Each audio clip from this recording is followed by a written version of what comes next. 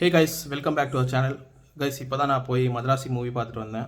படம் எப்படி இருக்குன்னு கேட்டிங்கன்னா, ஓகே, ஒரு டீசெண்டான மூவி. ஒரு ஒன்ஸ் ஆர் ட்வைஸ் பார்க்கலாம்.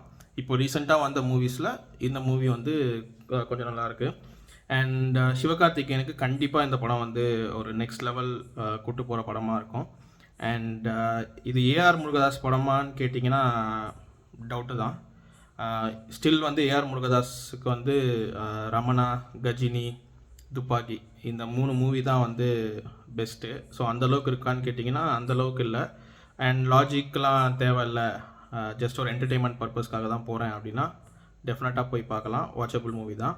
அண்ட் அதே மாதிரி இந்த படம் வந்து சிவகார்த்திகேயன் வந்து ஒரு பெரிய ஆக்டர் தான். சிவகார்த்திகேயனை விட நெக்ஸ்ட் லெவலில் இருக்காங்களே அந்த ஆக்டர்ஸ் நடிச்சிருந்தால் நல்லா இருக்குமான்னு கேட்டிங்கன்னா கண்டிப்பாக கிடையாது.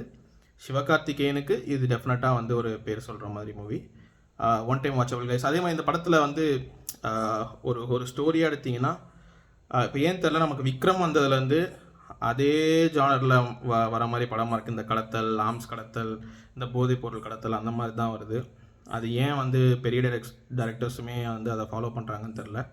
ஸோ அதை ரெடியூஸ் பண்ணிட்டு கொஞ்சம் வேறு மாதிரி எடுத்தால் இன்னும் கொஞ்சம் நல்லாயிருக்கும். பட் டெஃபினட்டாக வாட்சபிள் மூவி தான் கைஸ். நம்ம சேனலை மறக்காமல் சப்ஸ்கிரைப் பண்ணிக்கோங்க. பாய்.